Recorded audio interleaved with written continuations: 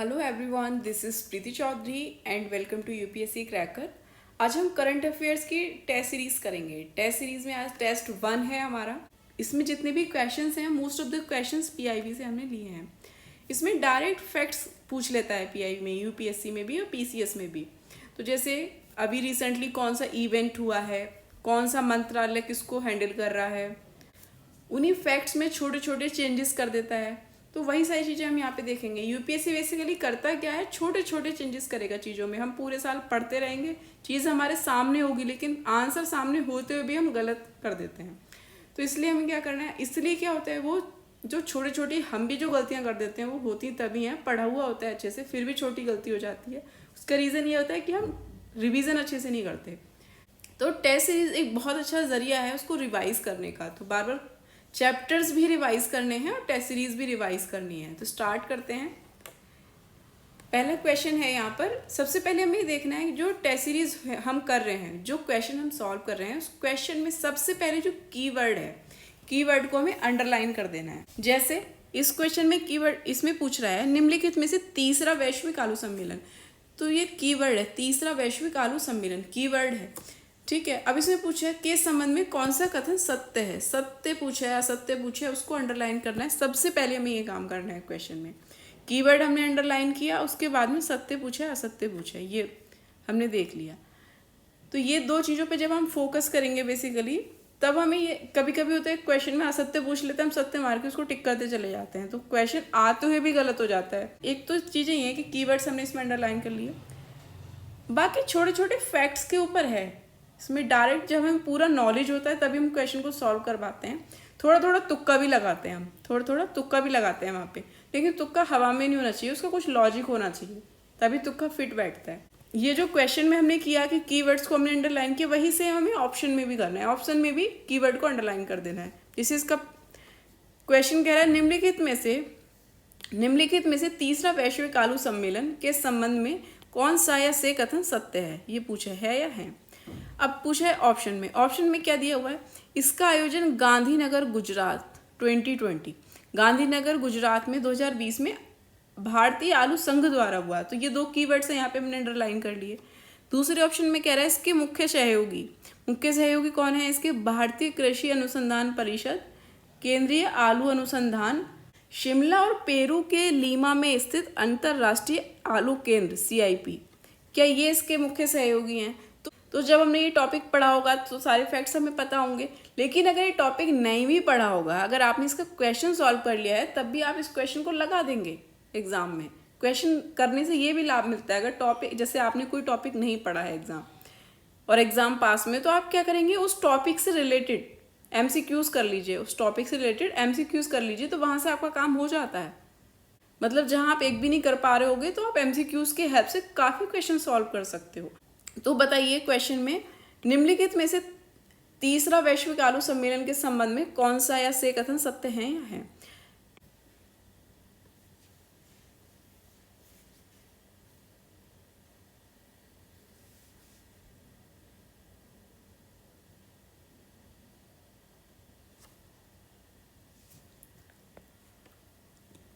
तो इसमें है दोनों कथन सत्य हैं, इसमें दोनों कथन सत्य हैं। तीसरा वैश्विक आलू सम्मेलन जब हुआ था तो इसका आयोजन गांधीनगर गुजरात में ही किया गया है, 2020 में ये हुआ है, और भारतीय आलू संघ द्वारा इसको किया गया है। अब इसमें आप थोड़ा सा तुक्का यहाँ लगा सकते हैं लॉजिकली, जैसे आलू संघ द्वारा हुआ है नहीं हुआ है। जब वैश्विक आलू सम्मेलन है तो पॉसिबिलिटी है इसी के द्वारा हुआ होगा। दूसरे मुख्य सहयोगी जो हैं इसके भारतीय कृषि अनुसंधान परिषद, केंद्रीय आलू संस्थान शिमला और पेरू के लीमा में स्थित अंतर्राष्ट्रीय आलू केंद्र। सब आलू से रिलेटेड है, ये कृषि से रिलेटेड। अगर आपको कुछ भी नहीं आ रहा है तो आप यहाँ पे एक लॉजिक लगा के थोड़ा सा तुक्का मार सकते हैं, बट हर क्वेश्चन में तो ऐसा नहीं होता है, इसलिए आपको पढ़ना भी ज़रूरी है, रिवीजन करना भी ज़रूरी है। लेकिन ये क्वेश्चन कुछ इस तरह का है कि आप इसमें लॉजिक लगा सकते हैं, तो इसके दोनों ठीक हैं। नेक्स्ट क्वेश्चन देखते हैं। यहाँ कह रहा है निम्नलिखित में से ऑपरेशन वनीला के संबंध में कौन सा या से कथन सत्य है। सत्य, दो की पॉइंट मिले हमें, क्या ऑपरेशन वनीला की पॉइंट है। आप सत्य पूछा है या असत्य पूछा है उस पर अंडरलाइन कर देना, सत्य पूछा है। इसमें कहा है कथन में भारतीय नौसेना द्वारा मेडागास्कर में मानवीय सहायता और आपदा मानवीय सहायता और आपदा राहत उपलब्ध कराने के लिए चलाया गया था। रक्षा मंत्रालय द्वारा, रक्षा मंत्रालय ये कीवर्ड ये पूछता है डायरेक्ट क्वेश्चंस यूपीएससी एग्जाम में भी और पीसीएस में भी।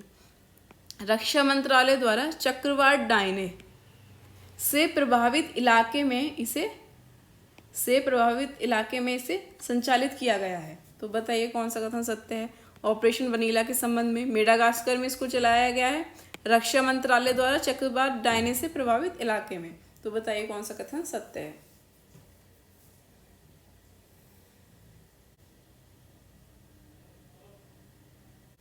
तो देखते हैं इसमें क्या है ऑपरेशन वनीला।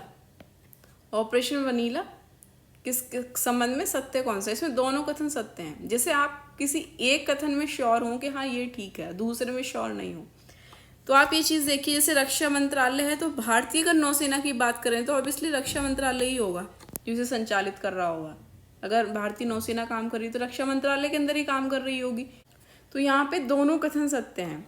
भारतीय नौसेना ने मेडागास्कर में चलाया था। क्यों चलाया था? वहाँ पे जब चक्रवात डायने आ गया था तो पूरा एरिया बुरी तरह प्रभावित हो गया था, इसलिए मानवीय सहायता प्रोवाइड कराई थी। भारत ने अपनी नौसेना भेज के मानवीय सहायता प्रोवाइड कराई थी और आपदा राहत उपलब्ध कराई थी वहाँ पे।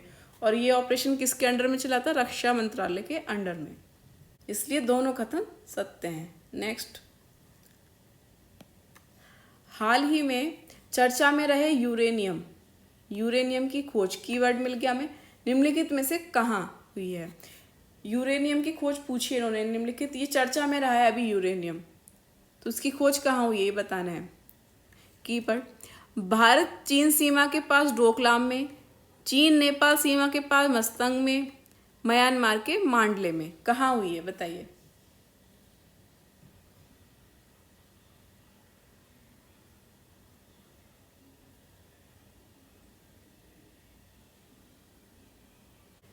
तो इसका आंसर होगा केवल दो, चीन नेपाल सीमा के पास मस्तंग में। अब ये न्यूज़ में क्यों रहा है? अमेरिका जो है नेपाल में इन्वेस्टमेंट करना चाहता है। क्यों करना चाहता है? क्योंकि उसको ये यूरेनियम दिखाई दे रहा है वहाँ पर। अमेरिका को ये यूरेनियम दिखाई दे रहा है, इसलिए अमेरिका नेपाल में इन्वेस्टमेंट करना चाहता है। चीन नेपाल बॉर्डर पर एक जगह पड़ती है मस्तंग, यहाँ पे यूरेनियम की खोज हुई है अभी। क्वेश्चन है रक्षा सुरक्षा समझौते के तहत भारत अमेरिका से क्या खरीदेगा ये पूछ रहा है इसमें। रक्षा सुरक्षा समझौते के तहत अभी जब ट्रम्प इंडिया आए थे तब कौन कौन से समझौते हुए थे और इंडिया को क्या मिलने वाला है अमेरिका से, तो बताइए क्या क्या मिलने वाला है। ऑप्शन है advance military equipment system, Apache, AH-60 Romeo helicopter. बताइए कौन सा कथन सत्य है। क्या क्या खरीद रहा है भारत?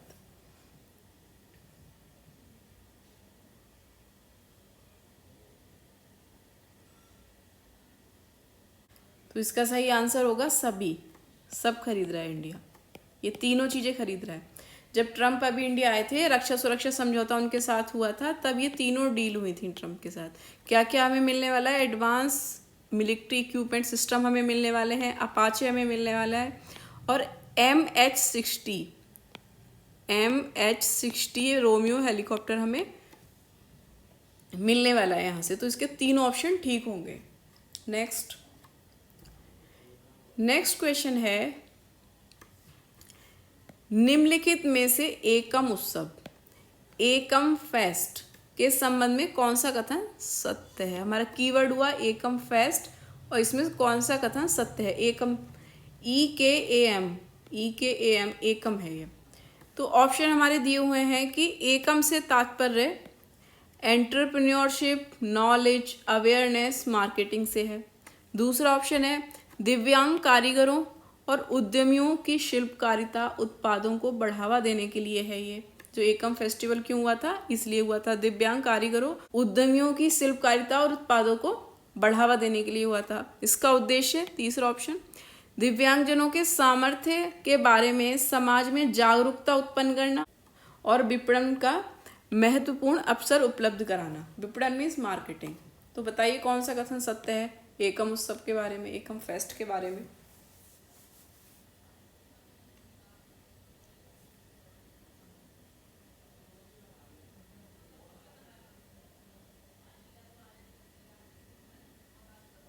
देखो अगर एग्जाम में ये क्वेश्चन आ जाता है और आपने कुछ भी नहीं पढ़ा है एकम उत्सव का, आपको पता ही नहीं इसके बारे में कुछ भी, ठीक है, तो आप सबसे पहले तो एक लॉजिकल तुक्का जो होता है वो लगाने की कोशिश करना, चीज़ें फिट हो सकें आपस में। जैसे पहले ऑप्शन में कह रहा है इससे तात्पर्य क्या है, ई से एंटरप्रेन्योरशिप, के से knowledge, A awareness, M for marketing. तो पहला ऑप्शन तो ठीक होगा, और पहला ऑप्शन लेकिन सब में है, तब भी आप नहीं कर पाएंगे, तो सब में दिया हुआ है। बाद में आप कह रहा है कि दिव्यांगजनों के बारे में समाज में जागरूकता मीन्स अवेयरनेस, और विपणन की भी बात कर रहा है, महत्वपूर्ण अवसर उपलब्ध कराने, मतलब तीसरा भी ठीक होगा, पहला भी ठीक होगा। अब ये और ये दोनों फंस रहे हैं इसमें। कारीगर, अब दूसरा ऑप्शन कह रहा है दिव्यांग कारीगरों और उद्यमियों की शिल्पकारिता उत्पादों को बढ़ावा देने के लिए ये काम हुआ है। तो जब दिव्यांगजनों के सामर्थ्य के बारे में जागरूकता उत्पन्न कर रहा है, मार्केटिंग की भी बात कर रहा है, तो इसका मतलब शिल्पकारिता उत्पादों की भी बात कर रहा होगा, क्योंकि इंटरप्रेन्योरशिप, नॉलेज, अवेयरनेस, मार्केटिंग की बात कर रहा है, मिलती जुलती बात कर रहा है दूसरा ऑप्शन भी, इसलिए दूसरा भी ठीक होगा, इसलिए सारे ठीक होंगे। लेकिन सारे क्वेश्चंस में ऐसा होता नहीं है कि आप सारे क्वेश्चंस को आपस में मिला लो, ये मैंने ऑप्शन ही इस हिसाब से रखे हैं, थोड़ा आप समझने की, कनेक्ट करने की कोशिश करें कि हाँ कैसे सोच सकते हैं हम उसको। कोई क्वेश्चन आता है ऐसा नहीं देख के अच्छा ये भी नहीं आता वो भी नहीं पता, थोड़ा आप उसमें थोड़ा सा लॉजिक भी तो लगा सकते हैं ना कि ये हो सकता है मिल रहा हो, क्योंकि यूपीएससी के एग्जाम जब हम देते हैं तो ऑब्वियसली 30 से 35 क्वेश्चन सॉल्व करते हैं, बाकी में सब कुछ ना कुछ तुक्का ही लगाते हैं, हम थोड़ा थोड़ा फिट करने की कोशिश करते हैं चीज़ों को, तो वैसा ही कुछ ऑप्शन मैंने यहाँ रखा है। और इन क्वेश्चन, अगर आपने ये टॉपिक नहीं भी पढ़े हैं तो क्वेश्चंस के माध्यम से आपकी एक हेल्प हो रही है, आप उस टॉपिक भी समझ पा रहे हैं कि अच्छा ये चीज़ें इसमें करनी है, ये भी इससे आपको हेल्प मिलती है। नेक्स्ट देखते हैं। नेक्स्ट क्वेश्चन है निम्नलिखित में से UIDAI, ये हमारा हो गया कीवर्ड, के संबंध में निम्नलिखित में से कौन सा कथन सत्य है या है, ये बताना है। इसमें क्या है कि ऑप्शन दिए हैं, भारतीय विशिष्ट पहचान प्राधिकरण UIDAI प्राधिकरण एक संवैधानिक प्राधिकरण है, इसको अंडरलाइन करना है, संवैधानिक प्राधिकरण है। दूसरा, यह इलेक्ट्रॉनिक्स एवं सूचना प्रौद्योगिकी मंत्रालय अंडरलाइन करना है, क्या ये UIDAI इस मंत्रालय के अंदर काम करता है। तीसरा, इसकी स्थापना भारत सरकार द्वारा आधार, वित्तीय और अन्य सब्सिडी लाभ और सेवाओं के लक्षित वितरण अधिनियम 2015 के प्रावधानों के अंतर्गत किया गया है। अब इसमें क्या करना है कि देखो यूपीएससी छोटी छोटी चीज़ों को हेर फेर करता है, छोटी छोटी चीज़ें चेंज कर देता है, जैसे डेट्स हो गई, ये प्राधिकरण संवैधानिक है क्या है, ये हुआ, इलेक्ट्रॉनिक्स मंत्रालय के अंदर काम करता है कि नहीं करता है, ये जो अधिनियम है इस अधिनियम के अंदर ये आता है कि नहीं आता, छोटी छोटी चीज़ें। अब यहाँ पे छोटी छोटी चीज़ करेगा, आप कर लेंगे क्वेश्चंस, आपको कॉन्फिडेंस आएगा हाँ इस तरह कोई क्वेश्चन आता है मैं सॉल्व कर दूंगा या कर दूंगी। लेकिन बाद में क्या होता है, थोड़े से चेंज से हम क्वेश्चन गलत कर देते हैं, क्यों, क्योंकि हम रिविज़न नहीं करते चीज़ों का। तो आप इस क्वेश्चन को सॉल्व कीजिए, बताइए इसमें कौन सा कथन सत्य है, ध्यान दीजिएगा क्वेश्चन सॉल्व करते हुए, छोटी छोटी चीज़ों पे ध्यान दीजिएगा।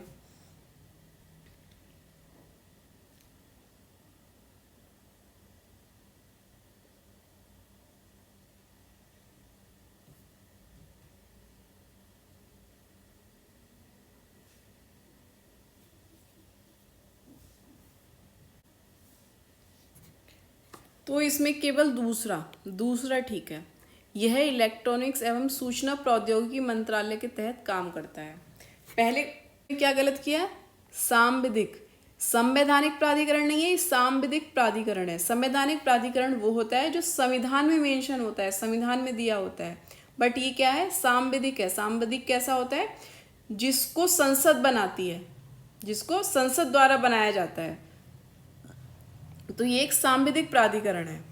तीसरा इसमें कहा है कि भारत सरकार द्वारा जो अधिनियम की हम बात कर रहे थे, आधार, वित्तीय और अन्य सब्सिडी लाभ और सेवाओं के लक्षित वितरण अधिनियम, ये अधिनियम तो ठीक है, लेकिन इसकी जो डेट है ये 2015 में नहीं 2016 के प्रावधानों के अंतर्गत बना है, 2016 के प्रावधानों के अंतर्गत बना है, इसलिए पहला भी गलत होगा और तीसरा भी गलत होगा, केवल दूसरा ठीक होगा। देखा आपने, छोटी छोटी चीज़ों को आपको नोटिस करना है, छोटी छोटी चीज़ें, यहीं पे बस हम घूम जाते हैं, आता हो सब कुछ आते हुए छोटी सी डेट की वजह से पूरा घूम जाते हैं हम और क्वेश्चन गलत कर देते हैं। नेक्स्ट क्वेश्चन, इसमें कहा है निम्नलिखित में से पापी कोंडा राष्ट्रीय उद्यान, इस राष्ट्रीय उद्यान के बारे में पूछा है, की पॉइंट हुआ के संबंध में निम्नलिखित में से कौन सा कथन सत्य है। निम्नलिखित में से कौन सा कथन सत्य है ये बताना है। ऑप्शन दिए हैं, ये आंध्र प्रदेश में स्थित है, इसका 650 वर्ग किलोमीटर क्षेत्र गायब हो चुका है, जो पूर्वी घाट का कुल 16% है। तीसरा ऑप्शन है, पूर्वी घाट का विस्तार उड़ीसा से दक्षिणी तमिलनाडु तक है। बताइए इसमें पापीकोंडा राष्ट्रीय उद्यान के संबंध में कौन सा कथन सत्य है।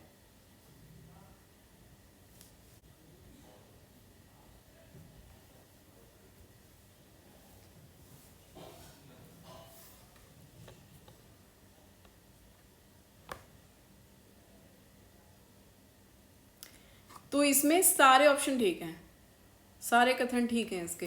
पापीकोंडा राष्ट्रीय उद्यान के संबंध में कौन से कथन सत्य है, ये आंध्र प्रदेश में भी है और जलवायु परिवर्तन के कारण इसका 650 वर्ग किलोमीटर क्षेत्र गायब हो चुका है, जो पूर्वी घाट का कुल 16%, मतलब 16% जो पूर्वी घाट है वो पूरा गायब हो चुका है just because of climate change. इसका विस्तार, पूर्वी घाट का विस्तार कहाँ से कहाँ तक है, उड़ीसा से दक्षिणी तमिलनाडु तक, इसलिए सारे ऑप्शन ठीक होंगे इसके।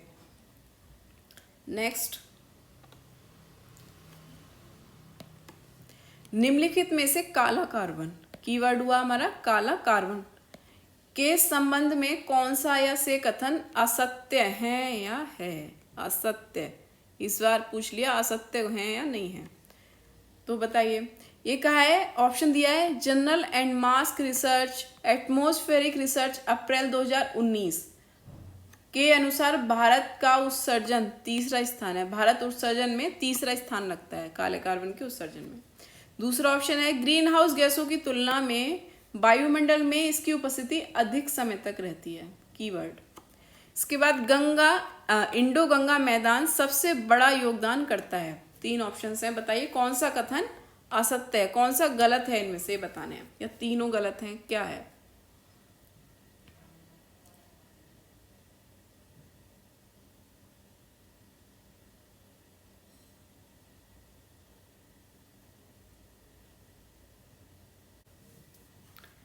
तो इसमें पहला और दूसरा गलत है, ये दो, पहला भी गलत है दूसरा भी गलत है। पहला कैसे गलत है, भारत काले कार्बन उत्सर्जन में भारत का तीसरा नहीं बल्कि दूसरा स्थान है, विश्व में दूसरे स्थान पे सबसे ज्यादा, दूसरे नंबर पे हम काला कार्बन उत्सर्जन करते हैं। और ग्रीन हाउस गैसों की तुलना में इसकी वायुमंडल में उपस्थिति अधिक नहीं कम समय तक रहती है, मतलब काला कार्बन कम समय तक रहेगा और ग्रीन हाउस गैसेस ज्यादा लंबे समय तक रहती हैं वायुमंडल में। तीसरा ऑप्शन इंडो गंगा मैदान सबसे बड़ा योगदान करता है, ये बिल्कुल सही ऑप्शन है। भारत में सबसे ज्यादा अगर काला कार्बन उत्सर्जन होता है सबसे ज्यादा कहीं पे, तो वो जगह है इंडो गंगा मैदान, इसलिए इसका पहला और दूसरा दोनों गलत होंगे। नेक्स्ट क्वेश्चन है, निम्नलिखित में से किस या किन नदियों को ILR परियोजना, कीवर्ड हुआ ILR परियोजना। ILR परियोजना कौन सी है, इंटरलिंकिंग ऑफ रिवर्स, मतलब नदियों को आपस में जोड़ते हैं, इस परियोजना के तहत द्वारा जोड़ा गया है। अब इसमें नदियां दी हुई हैं, इसमें 2 नदियां आपस में जुड़ सकती हैं, 2 से ज्यादा नदियां भी आपस में जुड़ सकती हैं, तो वही ऑप्शन में दिए हैं। केन और बेतवा को जोड़ा गया है आपस में, और दमन गंगा और पिंजल को जोड़ा गया है। इन दोनों को आपस में जोड़ा गया है या इन दोनों को आपस में जोड़ा गया है, ठीक है। इसके बाद पार, ताप्ती, नर्मदा, मानस, संकोश, नर्मदा, गंगा, इन चारों को आपस में जोड़ा गया है। पार और ताप्ती नर्मदा को आपस में जोड़ा गया है। इसके बाद में कह रहा है महानदी और गोदावरी को आपस में जोड़ा गया है, गोदावरी और कावेरी को जोड़ा गया है। तो बताइए इसमें से कौन सी नदियां जोड़ी गई हैं ILR परियोजना के तहत।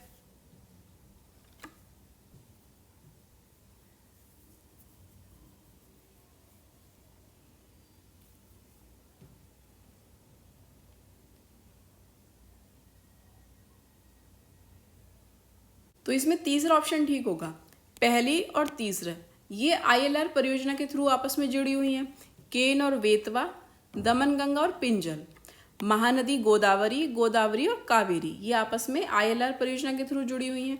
इसके अलावा पार, ताप्ती और नर्मदा, ये तीनों आपस में जुड़ी हुई हैं। यहाँ पर मानस, संकोश, नर्मदा नहीं होगी, यहाँ पे होगी तीस्ता, तिस्ता और गंगा, ये चारों आपस में ILR परियोजना के थ्रू जुड़ी हुई हैं। यह भी रिसेंटली न्यूज़ में है, इसलिए मैंने इसको यहाँ पे डाल दिया। नेक्स्ट देखते हैं, न्यूज़ में क्यों है? न्यूज़ में इसलिए है जो राष्ट्रीय जल विकास एजेंसी, इस क्वेश्चन में आपको मिल जाएगा। निम्नलिखित में से राष्ट्रीय जल विकास एजेंसी के संबंध में कौन सा कथन सत्य है? कीवर्ड मिला राष्ट्रीय जल विकास एजेंसी और सत्य, ये पूछा है इसमें कि सत्य कौन सा है। अब ऑप्शन दिया है, ये जल शक्ति मंत्रालय के अंतर्गत कार्यरत है। दूसरा है ILR परियोजनाएं इसके द्वारा चलाई जाती हैं। तो इसमें बताना है कि राष्ट्रीय जल विकास एजेंसी के बारे में बताना है कौन सा कथन सत्य है कि जो राष्ट्रीय जल विकास एजेंसी है ये जल शक्ति मंत्रालय के अंतर्गत काम कर रही है और ये जो एजेंसी है ये ILR परियोजना चलाती है। तो बताइए इसमें से कौन सा ऑप्शन ठीक है?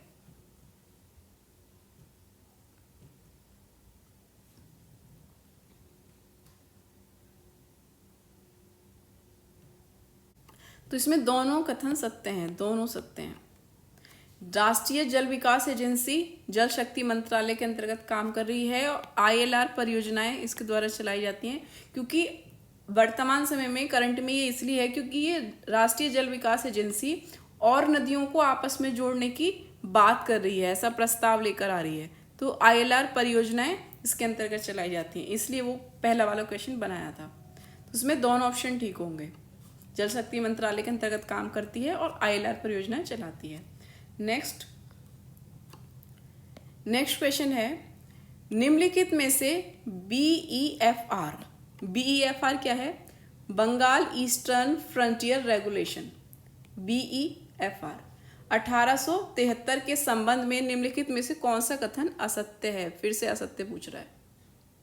कीवर्ड मिला क्वेश्चन में, बंगाल ईस्टर्न फ्रंटियर रेगुलेशन 1873, इसके संबंध में पूछा है कौन सा कथन असत्य है, ये बताना है। ऑप्शन दिया है, तो इनर लाइन परमिट की स्थापना पूर्वी बंगाल इसकी स्थापना इसके तहत, मतलब ईस्टर्न बंगाल फ्रंटियर रेगुलेशन के तहत, इसके तहत इनर लाइन परमिट की स्थापना पूर्वी बंगाल की जो जनजातियां हैं की सुरक्षा के लिए की गई है। दूसरा ऑप्शन, ILP केवल उत्तर पूर्वी राज्यों मिजोरम, अरुणाचल प्रदेश, नागालैंड और मणिपुर पर भी लागू होता है। ILP के द्वारा इन राज्यों में सभी को बिना परमिट घूमने की स्वतंत्रता मिलती है।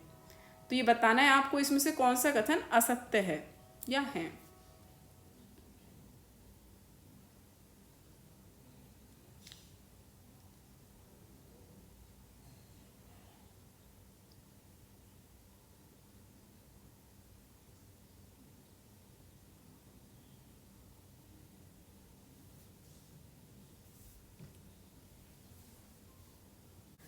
तो इसमें डी ऑप्शन ठीक होगा, केवल सी असत्य है, 3 असत्य है। ये कैसे? अब इसमें कहा कि बंगाल ईस्टर्न फ्रंटियर रेगुलेशन 1873 के संबंध में असत्य पूछा है। इसके संबंध में कहता है कि इनर लाइन परमिट की स्थापना हुई है। इसके तहत क्या हुई है? इनर लाइन परमिट की स्थापना हुई है। इनर लाइन परमिट क्या है? इनर लाइन परमिट ये बताता है पूर्वी बंगाल की जनजातियों की सुरक्षा के लिए ये बनाया गया है। ये परमिट जारी होता है यहाँ पे जाने के लिए। किस तरह जाने के लिए? कहाँ पर होता है ये इशू? केवल नॉर्थ ईस्ट के राज्यों में होता है। नॉर्थ ईस्ट के राज्यों में अब तक मिजोरम, अरुणाचल प्रदेश और नागालैंड 3 जगह के लिए परमिट इशू होता था, लेकिन अभी न्यूज में क्यों है, इसको मणिपुर के लिए भी परमिट कर दिया गया है। मणिपुर में भी अब आप परमिट लेकर ही अंदर जा सकते हैं। अब जैसे और क्या है, तीसरे ऑप्शन में क्या है, इसने कहा कि सभी को जाने की परमिट है। सभी को जाने के लिए परमिट नहीं है। आप आम आदमी या व्यापारी आदि किसी को भी बिना परमिट घूमने की कोई स्वतंत्रता नहीं है। सबको परमिट इशू करना पड़ेगा, तब ये जाके वहां पे घूमेंगे। कहाँ? मिजोरम, अरुणाचल प्रदेश, नागालैंड और मणिपुर को अभी इसमें ऐड किया गया है। तो इसमें केवल डी ऑप्शन सही होगा। नेक्स्ट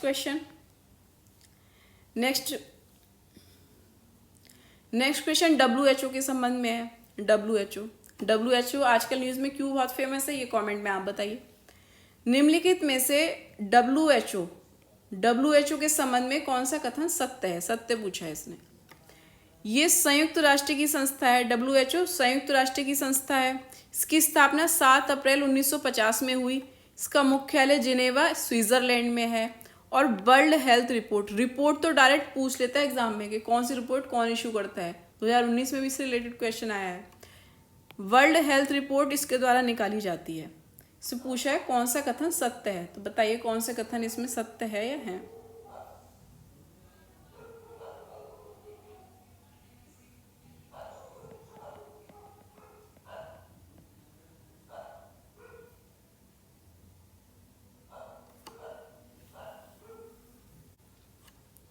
तो इसमें सत्य पूछा था WHO के बारे में, तो 1, 3 और 4 इसमें सत्य हैं। 1, 3 और 4। दूसरा क्यों गलत है? इसकी स्थापना 7 अप्रैल 1950 को नहीं 1948 में हुई। ये छोटे छोटा हेरफेर यूपीएससी करता है, इन्हीं चीज़ों को हमें ध्यान रखना है। अब सबसे ज़्यादा कन्फ्यूजन हम डेट में ही होते हैं, तो उसको कैसे सही से याद रखना है? उसका एक ही तरीका है याद करने का कि आप रिवीजन कीजिए। विदाउट रिवीजन याद नहीं होती हैं। रिवीजन कीजिए, कौन सी संस्था की स्थापना कब हुई, किसका मुख्यालय कहाँ पर है, कौन सा मंत्रालय क्या जारी कर रहा है, ये सारी चीज़ें तो आपको बार बार रिवीजन करके याद होंगी। WHO संयुक्त राष्ट्र की संस्था है, इसकी स्थापना 7 अप्रैल 1948 में हुई। जिनेवा स्विट्जरलैंड में इसका मुख्यालय, और वर्ल्ड हेल्थ रिपोर्ट इसके द्वारा निकाली जाती है। तो आज की इस टेस्ट सीरीज में इतना ही। आई होप आपने एंजॉय किया होगा। मिलते हैं नेक्स्ट वीडियो में और कुछ नए क्वेश्चंस के साथ। Thank you.